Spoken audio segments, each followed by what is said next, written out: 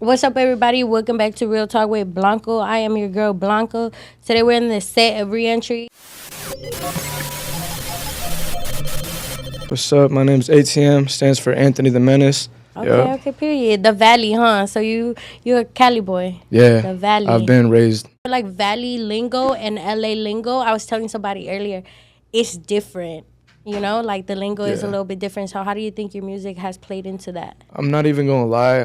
Growing up in the Valley, you don't hear a lot of Valley artists pop off that much. And if you do, they're not like how it is worldwide. Right now. They're not mainstream that super big. You know what I'm saying? So I've kind of tried to rep LA more. Like if someone out of state is gonna ask me where I'm from, I don't really say, "Oh, the Valley." Yeah. You know what I'm saying? I say, because then you gotta break it down to them. I feel like I say I'm from LA, and like the music is like it's a LA sound right now. It's not really. You wouldn't say it's the Valley sound or this sound. It's the LA rap sound right now. You know what I'm saying? So I will say there are a few Valley artists that I feel like they're really trying to like stamp their name and be like, yeah, like the Valley got it popping too. Yeah, it's not just LA. Sure, yeah. I feel like a lot of cities right now are trying to do that. Like they're trying to put on their own city. Like 805. Yes, 805 is making a lot of noise lately. You been arrested?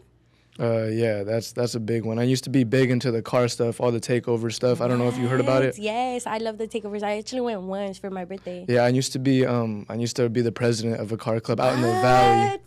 I don't want to speak too much about all that stuff because that's my past life. I'm like, that's fire. And I lost all my homies from that stuff. Damn. You know what I'm saying? But let's just say, like, it's for the better. You know what I'm saying? Yeah. Everything happens for a reason. No, that's a very dangerous world to be part of. Long story short, I kind of just got tired of getting in trouble. You know what I'm saying? I was drifting one time in like not even one of the takeovers, more of like a private area. It was nighttime.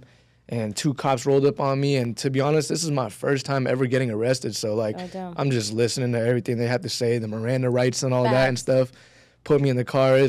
I remember calling my dad in the cell, the holding cell. I was only locked up for like 18 hours.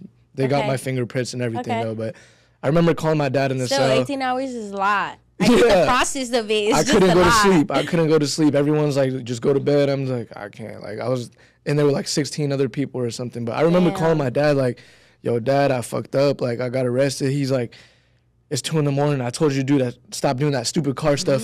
Sitting there and think about what you done and shit. I'm like, fuck. Damn. He gave me the hard lesson. You sit. Yeah, he let you sit. So, yeah. And then after that, I had to fight the case for about 1.5 years. And luckily, I had a really nice judge. You know what I'm saying? It was my first time getting locked up. So instead of giving me probation, she put me under judicial provision, which is basically probation. But she's giving me another chance to basically either get my GED or start trade school, and you know what I'm saying? Exactly, start a better path. So I started doing my GED, and she finally dropped my case after 1.5 years. You probably were deep in it, and kind of that was like your wake-up call, you get me? Yeah. Like, what is you doing? You probably have other gifts, you get me? You have a gift of being a rapper and being able to relate to other people in that sense, you get me? So maybe you had to kind of sit your ass down before you ended up like, not to be rude, but ended up like your homies, you feel me? So it was like better for you to kind of sit down them 18 hours and kind of reflect on what the fuck is it you really doing. Yeah, of course. You feel me? So yeah, you don't give me none of those. I mean, people are always gonna say that, you feel me? But I feel like sometimes people are so close-minded that they don't see beyond it. You get me? They don't see beyond the damn, this can actually lead. Yes, for real. It's blind as fuck. Where it's like, all right, this was your wake-up call. You get me? I feel like when I went to prison, that was my wake-up call too. You know? Like, what am I doing with my life type shit? I'm not trying to fake nothing. Like, so I'm really out here just like everybody else grinding and shit. I have the same issues, you know, at home too. Yeah. And that's crazy because earlier you did say something like, I don't even look like a rapper. Like, I'm not trying to give off that image. Like, you know what you're talented in and you know what you're pursuing, but you're not here like, all right, I'm going to give you guys this image. I'm going to give you guys all the chains and I'm going to give you. I'm not even going to lie. I used to be like that. Yeah? Like, okay, what made you change? Like, and when I was 16, 17, 18, like in high school, when I first started rapping, I was in a music group. And long story short, I was in a music group and I was going through high school with box braids. Okay. For about 3 to 4 years, I had colored box braids like pink, half black and red, half black, purple, red. Every color you could think of, I thought I was like Lil Uzi, Lil Pump, you know, like all those rappers that was popping at the time. I would get looks all the time. And like, you know, I'm trying to grow my braids back out right now, to be honest. But I took more of like a break. That car stuff was like a break. You know what I'm saying? I stopped doing the music group stuff and I got into the cars. And that break really got me to mature. You know what I'm saying? I want the braids back, to be honest. Like more for me, more for my ATM image. That made me feel more like me. Back then, I used to have it for them, for the image. You know what I'm saying? Yeah. I took the time to realize like I was in a bad relationship back then. I wouldn't say bad relationship, but I was in a relationship for a long time where I never even got to demote my energy to myself. You know what I'm saying? You don't get to so this is the first 2-3 years of my life that I've got to focus on music independently, not in a music group, and you know, learning how to be a grown man by myself and like not trip about stupid shit. And like it sounds cliche and stuff, but like I feel like all that really, it all translates into your music. You know what I'm saying? Not like what you're gonna talk about in your music, but you can just tell when you're grown and like you have more confidence in the way you move and the places you go and stuff. No, I could definitely see that because I feel like our voice is our power. You feel me? So I feel like if we're not saying the things that are gonna make us feel whole, we're not going to be able to make people relate to us based off of what we're saying. Yeah, I think there's some people that, rap about the same things, and it's still relatable, but they don't bounce up from that. They're not developing from that. Yeah. And I feel like that's where sometimes people get stuck in the culture of the music industry. Yeah, that's kind of a really good topic because, LA rap, that's a very popular genre right now, you know? The West Coast rap, LA rap, there's a lot of LA rappers out here, and flows, it's very hard to be diverse, especially in that type of music. So I think the diversity in that, the way you be diverse is your personality and how you are as a person and how you dress and like just certain stuff like that, because the LA rap all sounds the same. I hear people say that all the time, and shit, I can't hear my music from my outside ears, so I couldn't tell you if my music sounds the same as everybody else's, but 100%. I'm gonna sit here and do my best to make it not sound like LA rap. But I feel like it does play a lot too, like you said, your personality. And I feel like if you're not authentic with whatever you do, people people are not going to be drawn to that. Yeah, because everyone can make music, but like it's about your personality for real. Facts. I agree. 100%. Like you go on Spotify and Apple Music to listen to someone's music, but you go on Instagram and their social media, you want to see people's personality. Like, you know what I'm saying? Yeah. I'm not saying you have to go do a TikTok dance if that's what you don't want to do. You know what I'm saying? But like just little stuff here and there to show your personalities, whether if it's interviews, podcasts and stuff, video of you smoking, talking, whatever it is. Tell me something that you don't like about the culture. Honestly, the biggest thing that I don't like about the culture is how many snakes there are, how many fake people. I feel like the entertainment business is going to have a lot of fake people, but I feel like compared to acting and all this stuff, the music one is a really big one. Rap especially, to have a lot of fake people where a lot of these people are very just money hungry, and honestly, people look down upon you too. I'm not going to lie, there's been interviews and podcasts and platforms that I've reached out to, and they've hit me up or they've left me on red or delivered and stuff like that. And that's my biggest pet peeve. I just wish people would let me know. If you don't, not necessarily if you don't fuck with me, but if you don't want me on your platform, just be like, hey, yo, nah, it's good. Or, you know what I'm saying? Facts. But when people do the whole ducking shit, like, I really think that's weird. So this year I've really learned to start turning down a lot of stuff more, declining things more. Start saying no. I can't be yes man to everybody. And a lot of people, I'm not going to say any names about any platforms, but there's certain platforms I've hit up. They left me on red and delivered. Let's say I do pop off with this stuff. They want to hit me up later. I'm not going to hop on. You know what I'm saying? I'm going to leave them on delivered. And it's just more like that. Keep the same energy type of vibe. And like, I don't know exactly what it is, but like, I don't know if it's because I'm Asian. I don't know if they don't like my music. I don't know. Whatever it is, like, just let me know. That's my biggest thing. Let me know. If you don't fuck with me, let me know. When that happens and there's no communication, it's like, at that point, like, you're watching what I'm asking, what I'm telling you, and you're over here just kind of like, you're shining me off. So it's like, keep that same energy and next time you see me. And that goes for even a business with graphic designers, engineers, producers. Like, if you're taking long to mix my cover or whatever you're doing with my work and I paid you, just let me know. Yeah. You know what I'm saying? Like, if you're going to take 2 weeks to send me back a mix, that's a while, to be honest, for a mix. Just let me know. Yeah. If you said, yo, and it's going to be a while, like, I'm low-key going through shit, I'd be like, for sure. It's all good, handles. But the whole ducking shit, man, I don't know, man. That's I fucking out. hate that That's shit. That is out. out. I don't like that either. I don't like no ducking. You can just shit. tell me, and I'll be way more cooler than you Facts. just ducking. I kind of know where we stand rather than you kind of just trying to fake the funk. Tell me a little bit about your name. ATM, that stands for, my name's Anthony. Okay. That stands for Anthony the Menace. I was given that name by a family friend. That's I basically hard. call her my stepmom now because she's been my family friend since 3rd grade. So Damn. 12, 13 years, she's damn near raised me, you know. My mom lives in Texas, so she's basically raised me. They gave me the name Anthony the Menace because I used to get left home, like, alone and stuff. Get fuck shit up with my little brother. Just, like, burn shit and stuff. Like, little burn toys. Like, throw shit in the pool, fucking up shit. Like, I couldn't be left at home. So they just call me Anthony the Menace, Anthony the Menace, ATM. So it's funny because, like, a lot of people assume money. Like, the first thing you hear ATM, and you, like, see my image.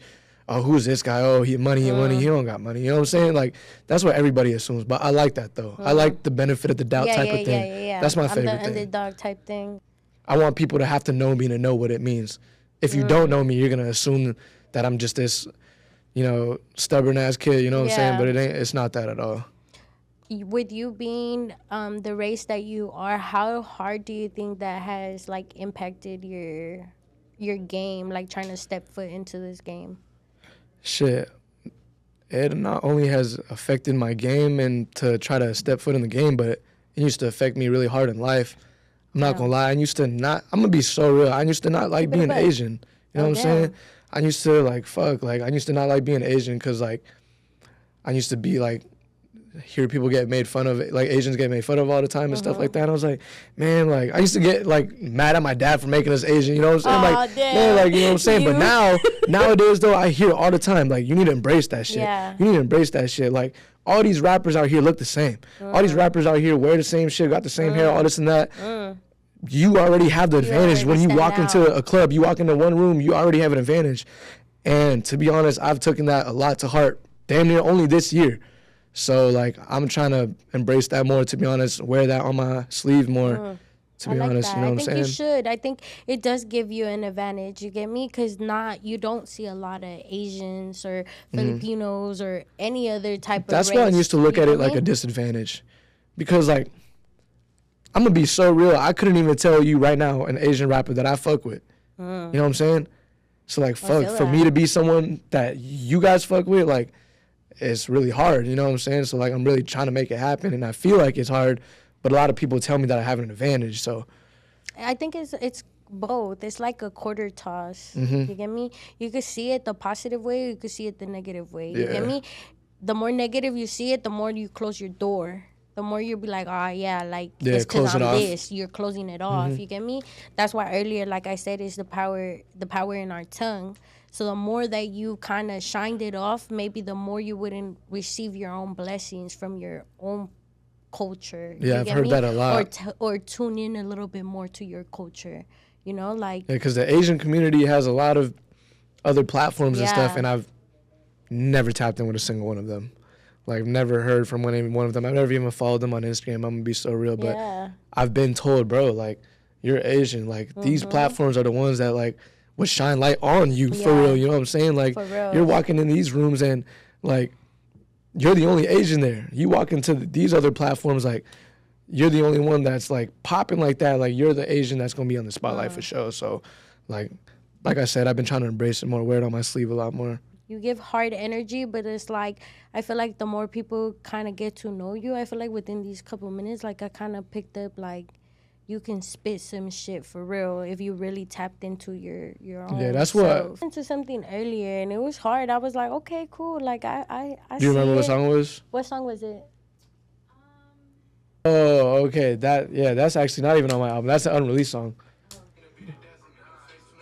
Yeah, okay. See, this is me bringing the energy up more. That's why. This is what we listen to. So, that was him. Yeah, that's me bringing my energy up more. That's what I'm saying. Your energy, how does it, like, in tune? Because what I heard and what you're giving is completely different. So I think, feel to be honest, I'm going to keep it so real. Every time I scroll through, it's all these damn fucking Draco lookalikes. Everybody sound like Draco with that dead sound and stuff. And shit, I caught myself sounding like that sometimes a little too much. And, like, I hate to say that I'm diverse because everybody says I'm diverse. Everybody does everything. Everybody knows how to rap like this, that. That means you're not good at everything. You know what I'm saying? Like, so instead of just doing that deep shit, I kind of wanted to like wake it up, more. You know what I'm saying? So I have more energy on certain songs depending on the beat for sure. Okay, yeah.